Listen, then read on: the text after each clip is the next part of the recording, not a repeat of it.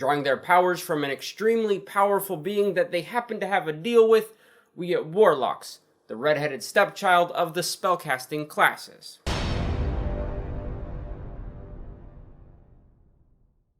Welcome back, fellow Game Masters. I'm Richard Quiner, and in today's Spell Slinging Saturday, we're talking about Warlocks.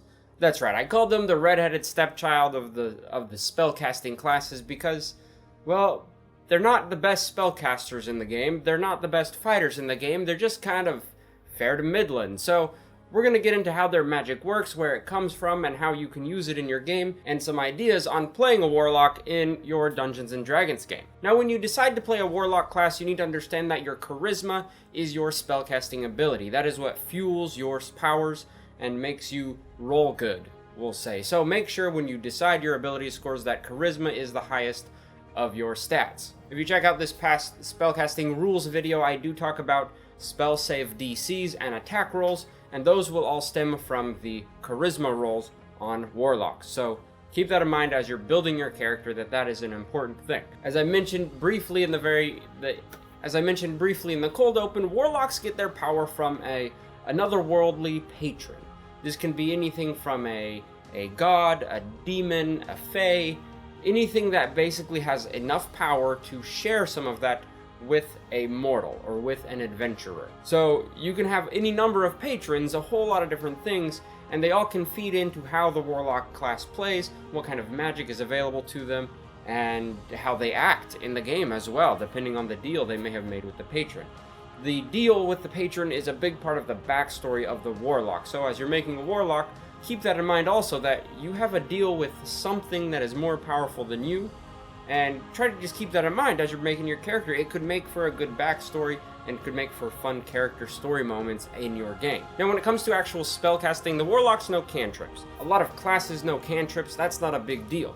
Where the Warlocks differ from most of the other spellcasting classes is in their higher level spells and their spell slot usage. As a Warlock, all of your spell slots will be of the same level. And as you level up as a Warlock, that spell slot level will also increase. So, as a level 1 Warlock, you will have a couple spell slots that will all be level 1. When you go to level 2, those spell slots will also increase to a level 2 spell slot. And by the time you're level 20, you will be dealing with all level 5 spell slots. You will not have access to any of the lower spell slots.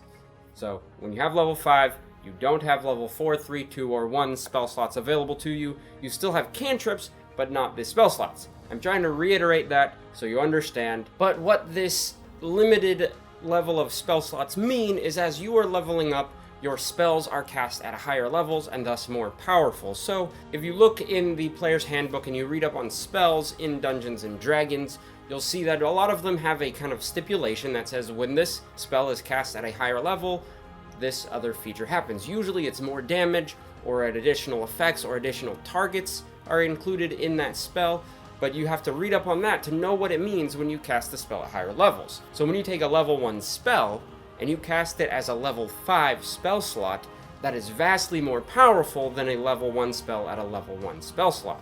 So in that sense, it is a big boost, and it's a great thing for a Warlock to have. The downside of this, though, is the Warlock in the end really only ends up with 4 spell slots. That's right, 4 level 5 spell slots when you're a level 20 character, but they're able to know 15 different spells, so you have to really be picky and choose which spells you want to cast. It's essentially like going to a restaurant and they have a big menu, but you can only have one of the items on that gigantic menu, even though you want them all. And that's just part of being a Warlock, is having a limited amount of spellcasting ability. So remember that also, you won't be casting spells all day every day as a Warlock. But there are some things in the Warlock's life that supplements their spellcasting abilities, which we're going to go over right now. When you start off as a Warlock at level 1, you know 2 level 1 spells. And as you gain levels, you're able to learn 1 new spell each level.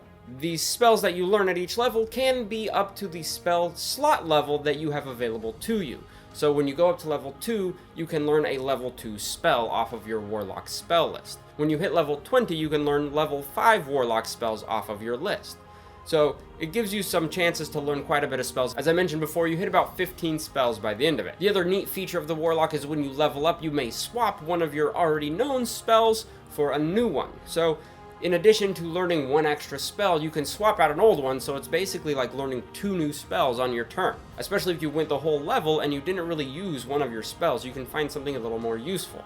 This is a really cool feature, but at the higher levels you're going to be stuck with those spells until your next level up, so choose wisely of the spells you're going to know. Now onto the bonuses and the enhancement that a Warlock gets in their spell casting. There's a couple features that are really cool that I enjoy seeing people just embrace as Warlocks. One of those is, depending on your patron, you get access to other spells that aren't normally available to Warlocks. If your patron is a Fey creature, such as a Pixie or a Dryad, which are options, you will have access to spells such as Sleep and Plant Growth. But if your patron is more like a Cthulhu type monster, you'll have access to other spells such as Phantasmal Force, or one that's called Ivard's Black Tentacle, which we will go over those spells in other videos, but you can see just by the names, it's very different for different patrons. So that's one kind of bonus that Warlocks get, is extra spells based on their patron.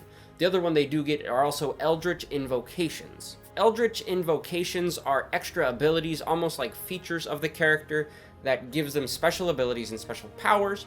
Many times it means the player can cast a spell without using a spell slot, and this is where it becomes an enhancement to their spell casting. But oftentimes the spells that they list in the Eldritch Invocations are not exactly attack spells, they might be more supplementary, disguising, or putting people to sleep, things like that, which might not come as handy in combat as such as spells as the Eldritch Blast. At the start of the game, the Warlock will start with 2 Eldritch Invocations in their repertoire, but by the end of it they will have access to 8, and many of these, like I said, will allow them to cast spells without spending a spell slot, so that kind of supplements their limited spell slots already.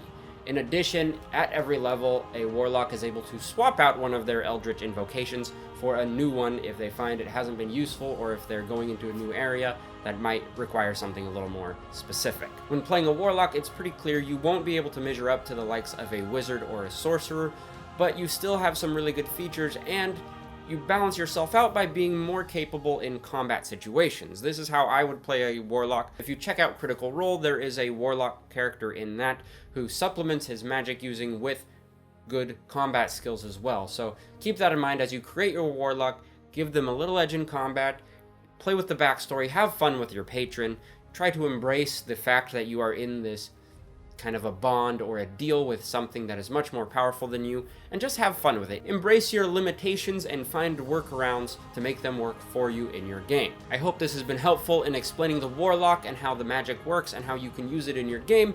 If you liked the video, hit the like button. If you like the channel, hit the subscribe button. Or if you're on Facebook, hit the like page on the Facebook page. I've been Richard Quiner. Thank you for watching.